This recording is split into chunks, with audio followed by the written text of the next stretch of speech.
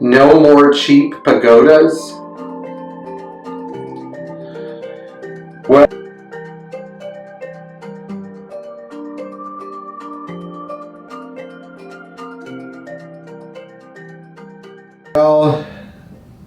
at least for right now, I've made a video about how the prices of certain Mercedes just seem to be going up and up and up and up and up.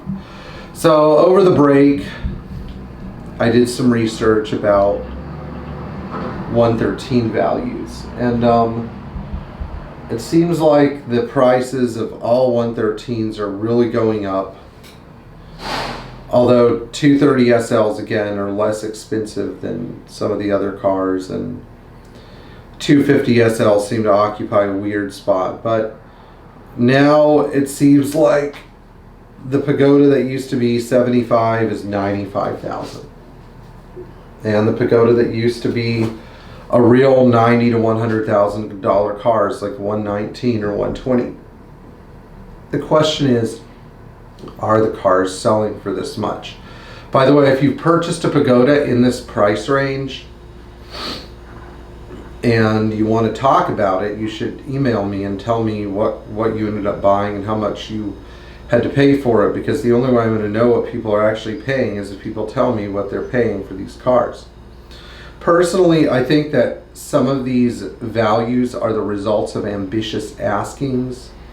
So you have dealers noting that there's like a scarcity of decent cars out there, and so they're boldly asking for 115, 125, etc. But, you know, part of this video is me reiterating what I've always said about Pagoda SLs. Don't pay too much for a car that was wrecked and poorly repaired. Don't pay too much for a color changed car. Color changed cars should always sell at a discount. Don't pay too much for a car that obviously needs a ton of work, like has mismatched paint or major mechanical problems. And if you're going to shell out 6 digits, get things done like a compression test and engine oil analysis, so you don't end up with a car that has a worn out engine. Now, is this good news for people who have Pagodas? Yeah, I think so, because he who is selling the car ultimately determines the market. Market is a consensus between sellers with some influence from buyers.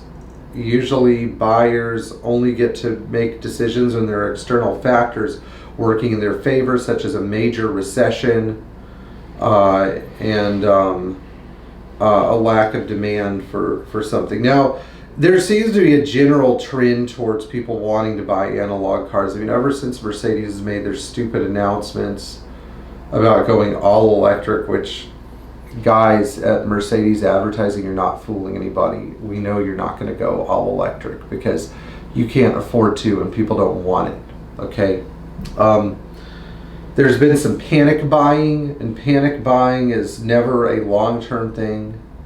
People do not panic buy as a long-term means of acquisition. We don't have continuous panic buy based markets. A lot of gold sellers want you to think that panic buying is the smart way to buy, but that's simply not true. So what does this mean? Well, I think it means if you're looking at a Pagoda right now and you want a good deal, you're probably going to have to wait for a few weeks or months or even a couple of years until the craze subsides. Now, most people I've talked to who have purchased 280 SLs have bought them because they have the means. So the COVID economy, which is making some people really wealthy, of course at the expense of others, but you know, just for a second think about this, it is making some people really wealthy. Some of these people have discovered the means to buy the cars they want through the COVID economy, and so that is driving prices up as well. That means the $80,000 or $90,000 car can be marketed to somebody who doesn't exactly know what the car's worth, so they end up paying, you know, 20%, 30% more for it. Or wherever the buck stops with the person who's selling the cars. Now, of course, the other problem with Pagoda SLs right now seems to be that the more desirable options the car has, the more it sells for. So, of course, trying to buy a manual transmission 70 or 71 280 SL is going to be really difficult. trying to buy an automatic 68 is going to be less difficult, and trying to buy something like a car with nice colors like a moss green on cognac leather 71 is going to be a lot harder than buying a white on blue 68 or 69 280 that is unknown miles. But it seems like all of the 280s are being affected by this, and it also seems like a lot of the 230s are being brought up a little bit. I mean, you see some people asking for stupid money for 230s. Like there's a guy on the Atlanta Craigslist that has a 230 SL that he wants $84,000 for. That's like a white on black automatic transmission car. Yes, it looks like a solid car.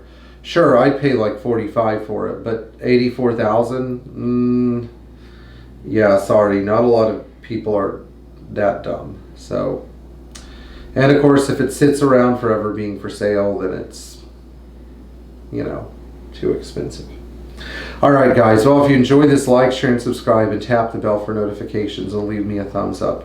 I also would like to see more subscribers in 2022, because who wouldn't, right? I mean, we have to prove to Mercedes Benz that people are more interested in their old cars than their new cars. So if you guys are if you guys are actually interested in, and actually there might even be people from Mercedes Benz USA watching this channel, which I don't care. You're just another person to me who works for a company that makes bad decisions. So, let's keep the vintage parts alive.